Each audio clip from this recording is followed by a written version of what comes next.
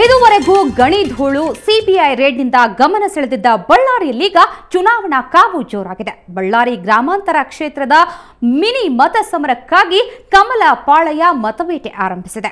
ಅಬ್ಬರದ ಪ್ರಚಾರ ಶುರು ಮಾಡಿದೆ. ಶ್ರೀರಾಮುಲು ಬಂಡಾಯವನ್ನ ಆರಂಭದಲ್ಲೇ ಚಿವುಟಲು ಸಂಚು ರೂಪಿಸಿದೆ.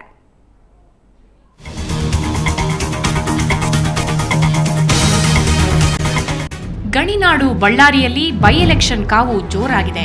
ಬಿಜೆಪಿಯ ಪ್ರತಿಷ್ಠೆಯ ಕಣವಾಗಿರೋ ಈ ಅಖಾಡದಲ್ಲಿ ಪ್ರಚಾರದ ಅಬ್ಬರ ಶುರುವಾಗಿದೆ. ಬಿಜೆಪಿ ಅಭ್ಯರ್ಥಿ ಪಿ ಗಾದಿಲಿಂಗಪ್ಪ ಇಲ್ಲಿನ ಚಳಗುರ್ಕಿ ಎರ್ರಿತಾತ ದೇಗುಲದಲ್ಲಿ ಇವತ್ತು ಪೂಜೆ ಸಲ್ಲಿಸುವ ಮೂಲಕ ಬಿಜೆಪಿ ಮತ ಪ್ರಚಾರಕ್ಕೆ ಅಧಿಕೃತ ಚಾಲನೆ ನೀಡಿದರು.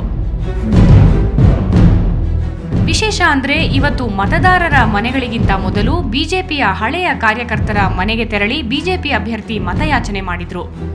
ಅಷ್ಟೇ ಅಲ್ಲ, ಚುನಾವಣಾ ಪ್ರಚಾರದಲ್ಲೂ ಭಾಗವಹಿಸುವಂತೆ ಮನವಿ ಮಾಡಿದ್ರು. ಆ ಮೂಲಕ ರಾಮುಲು ಬಂಡಾಯ ಹಾಗೂ ಗಣಿನಾಡಿನ ಶಾಸಕರ ಅಸಹಕಾರದ ಬಿಸಿ ಎದುರಿಸಿದ ಬಿಜೆಪಿ ಪಕ್ಷದ ಹಳೆಯ ಕಾರ್ಯಕರ್ತರನ್ನು ಒಂದುಗೂಡಿಸೋ ಕೆಲಸಕ್ಕೆ ಕೈ ಹಾಕಿದೆ. ಇವತ್ತಿನಿಂದ ಚೇಳುಗುರುಕಲಿದ್ದ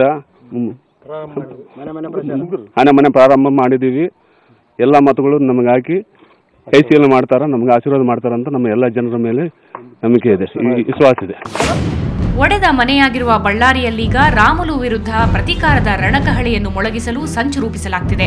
ಅಲ್ಲದೆ ಕಳೆದೊಂದು ದಶಕದಿಂದ ರೆಡ್ಡಿಗಳ ಅಬ್ಬರದಿಂದ ಮೂಲೆ ಗುಂಪಾಗಿರುವ ಕಾರ್ಯಕರ್ತರೆಲ್ಲ ಇದೀಗ ರಾಮುಲುಗೆ ಸೆಡ್ಡು ಹೊಡೆಯಲು ರೆಡಿಯಾಗ್ತಿದ್ದಾರೆ.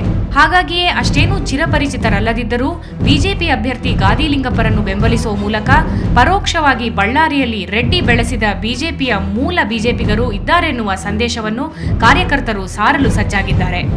ಎಲ್ಲ ನಮ್ಮ ಭಾಗದ ಕಾರ್ಯಕರ್ತರು ಮನೆ ಮನೆ ತೆರಳಿ ಉತ್ಸಾಹದಿಂದ ನಾವು ನಮ್ಮ ಬಿಜೆಪಿ ಸರ್ಕಾರದ ಸಾಧನೆಗಳ ಒಂದು ಪಟ್ಟಿ ಇರುತ್ತಾ ಇನ್ನು ಪೆಂಡಿಂಗ್ ಇರತಕ್ಕಂಥ ಎಲ್ಲ ಒಂದು ಹಲವಾರು ಕಾರ್ಯಕ್ರಮ ಮುಂದುವರಿಸೋದಕ್ಕೋಸ್ಕರ ನೀವು ಬಿಜೆಪಿ ಮತ ಹಾಕಬೇಕಂತ ಜನರ ಮನವೊಲಿಸಿದ್ದೀವಿ. ಒಟ್ಟಾರೆ ತೀವ್ರ ಕುತೂಹಲ ಮೂಡಿಸಿರೋ ಬಳ್ಳಾರಿಯ ಮಿನಿ ಮತ ಸಮರದಲ್ಲಿ ಬಿಜೆಪಿಗೆ ಕಾಂಗ್ರೆಸ್ ನೇರ ಸ್ಪರ್ಧಿ ಎನ್ನುವುದಕ್ಕಿಂತ ಶ್ರೀರಾಮುಲುವೇ ಪ್ರತಿಸ್ಪರ್ಧಿ ಎಂದು ಕಾರ್ಯಕರ್ತರು ಭಾವಿಸಿದ್ದಾರೆ. ಆ ಮೂಲಕ ಸಿರಿವಂತಿಕೆಯ ಅಲೆಯಲ್ಲಿ ತೇಲುತ್ತಾ ಕಾರ್ಯಕರ್ತರನ್ನು ಕಡೆಗಾಣಿಸಿದ ರೆಡ್ಡಿ ಮತ್ತು ಶ್ರೀರಾಮುಲುಗೆ ಪಾಠ ಕಲಿಸಲು ಬಿಜೆಪಿ ಮಂದಿ ಕಾಯುತ್ತಿದ್ದಾರೆ. ಮತ್ತೊಂದೆಡೆ ಪಕ್ಷದ ಮುಖಂಡರು ಇದನ್ನೇ ಶ್ರೀರಾಮುಲು ವಿರುದ್ಧ ಅಸ್ತ್ರವಾಗಿ ಬಳಸಲು ಮುಂದಾಗಿದ್ದಾರೆ. ನರಸಿಂಹಮೂರ್ತಿ ಕುಲಕರ್ಣಿ, ಸುವರ್ಣ ನ್ಯೂಸ್ 24/7, ಬಳ್ಳಾರಿ. ಬಿಜೆಪಿಯಲ್ಲಿ ಯಾವುದೇ ಭಿನ್ನಮತ ಇಲ್ಲ. ಬಳ್ಳಾರಿ ಉಪಚುನಾವಣೆ ಬಿಜೆಪಿಗೆ ಸವಾಲಾಗಿದ್ದು ಒಟ್ಟಾಗಿ ಎದುರಿಸೋದಾಗಿ ಮಾಜಿ ಸಿಎಂ ಯಡಿಯೂರಪ್ಪ ಹೇಳಿದ್ದಾರೆ. ಉಪಚುನಾವಣೆಯಲ್ಲಿ ಬಿಜೆಪಿ ಗೆಲುವು ನಿಶ್ಚಿತ. ಎಲ್ಲ ಸಚಿವರು ಶಾಸಕರು ಪ್ರಚಾರದಲ್ಲಿ ಭಾಗಿಯಾಗ್ತಾರೆ ಅಂತ ಯಡಿಯೂರಪ್ಪ ಹೇಳಿದ್ದಾರೆ. ಹುಬ್ಬಳ್ಳಿಯಲ್ಲಿ ಮಾತನಾಡಿದ ಅವರು ಅನಿವಾರ್ಯ ಕಾರಣಗಳಿಂದ ಪ್ರಚಾರಕ್ಕೆ ಹೋಗುತ್ತಿಲ್ಲ ಅಂದರು.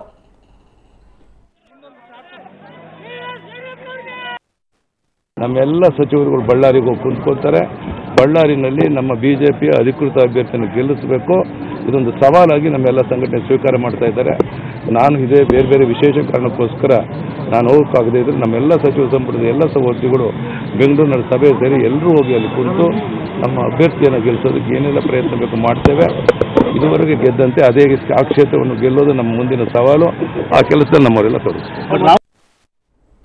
ಲೋಕಾಯುಕ್ತದಲ್ಲಿ ಭ್ರಷ್ಟರಿಗಿಂತ ಭ್ರಷ್ಟರು, ಒಬ್ಬರಿಗಿಂತ ಮತ್ತೊಬ್ಬರು ಡೇಂಜರ್. ಕನ್ನಡಪ್ರಭದಲ್ಲಿ ಮಧುಕರ್ ಶೆಟ್ಟಿ ಜೋರೋ ಜೋರು.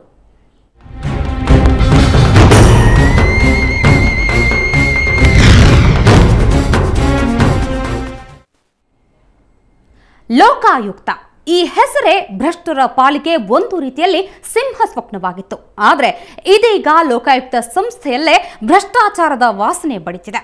ಹೌದು, ಲೋಕಾಯುಕ್ತ ಸಂಸ್ಥೆಯಲ್ಲೇ ಭಯಾನಕ ಭ್ರಷ್ಟರಿದ್ದಾರೆ ಅಂತ ಲೋಕಾಯುಕ್ತ ಎಸ್ಪಿ ಆಗಿದ್ದ ಮಧುಕರ್ ಶೆಟ್ಟಿ ಸ್ಫೋಟಕ ಹೇಳಿಕೆ ನೀಡಿದ್ದಾರೆ. ನ್ಯಾಯಮೂರ್ತಿ ಸಂತೋಷ್ ಹೆಗಡೆ ಅವಧಿಯಲ್ಲಿ ಬೆಂಗಳೂರು ನಗರ ಲೋಕಾಯುಕ್ತ ಎಸ್ಪಿ ಆಗಿದ್ದ ಮಧುಕರ್ ಶೆಟ್ಟಿ ಸಂಸ್ಥೆಯೊಳಗಿನ ಅವ್ಯವಸ್ಥೆಗೆ ಬೇಸತ್ತು ಸೇವೆಯಿಂದ ವಿಮುಖರಾಗಿ ಈಗ ಅಮೆರಿಕದ ವಿಶ್ವವಿದ್ಯಾಲಯದಲ್ಲಿ ಉನ್ನತ ವ್ಯಾಸಂಗ ಮಾಡ್ತಿದ್ದಾರೆ. ಅವರು ಅಮೆರಿಕಾದಿಂದಲೇ ಕನ್ನಡಪ್ರಭಗೆ ದೂರವಾಣಿ ಮೂಲಕ ನೀಡಿರುವ ಸಂದರ್ಶನದಲ್ಲಿ ಈ ಆಘಾತಕಾರಿ ಮಾಹಿತಿ ನೀಡಿದ್ದಾರೆ. ಮತ್ತೊಂದು ಅಚ್ಚರಿ ಅಂದ್ರೆ ಮಧುಕರ್ ಶೆಟ್ಟಿ ತಾವೇನು ಪ್ರಾಮಾಣಿಕರಲ್ವಂತೆ. ಹಾಗೇನಾದ್ರೂ ಪ್ರಾಮಾಣಿಕರಾಗಿದ್ರೆ ಲೋಕಾಯುಕ್ತ ಸಂಸ್ಥೆ ಸೇರಿ 6 ತಿಂಗಳಲ್ಲಿ ಸಂಸ್ಥೆಯಿಂದ ಹೊರಬರ್ತಿದ್ದೆ, 2 ವರ್ಷ ಅಲ್ಲಿ ಇರ್ತಾ ಇರಲಿಲ್ಲ ಅಂತ ಹೇಳೋ ಮೂಲಕ ಅಚ್ಚರಿ ಮೂಡಿಸಿದ್ದಾರೆ.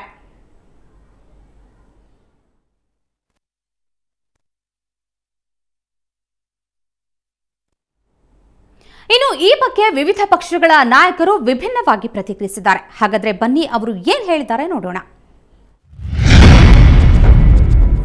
ಪೊಲೀಸ್ನವರೇ ಕಳ್ತನ ಮಾಡೋಂಥ ವ್ಯವಸ್ಥೆ ಆಗ್ಬಿಡ್ತು. ಕಳ್ಳರನ್ನ ಹಿಡಿಯೋದಲ್ಲ, ಕಳ್ಳರೇ ಹಿಡಿಯೋಂಥ ಸ್ಥಿತಿ ಬಂದೋಗಿದೆ.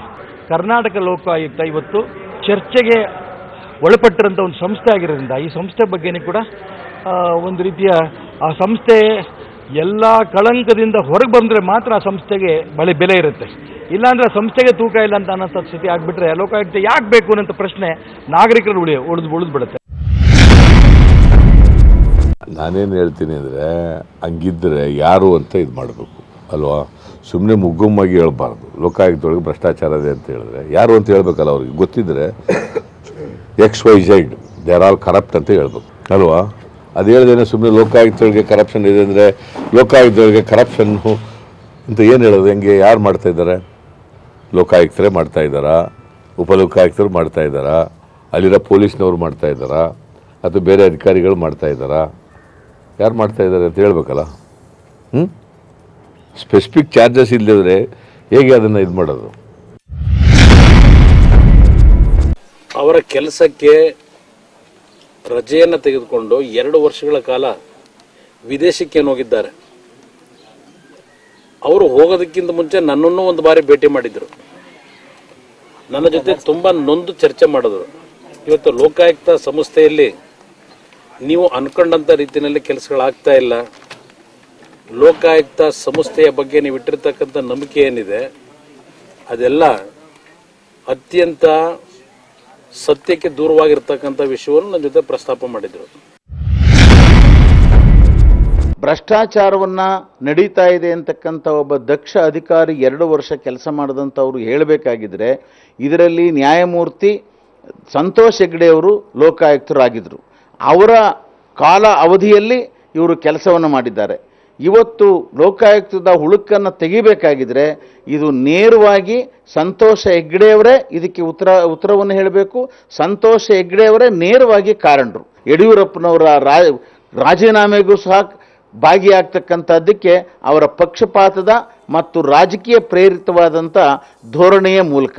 ಇಂಥ ಸಂದರ್ಭದಲ್ಲಿ ಮಧುಕರ ಶೆಟ್ಟಿ ಅವರು ಅತ್ಯಂತ ನೋವನ್ನು ಅನುಭವಿಸಿರ್ಬೋತಕ್ಕಂಥದ್ದನ್ನು ನಾವು ಕಣ್ಣಾರೆ ನೋಡಬಹುದು.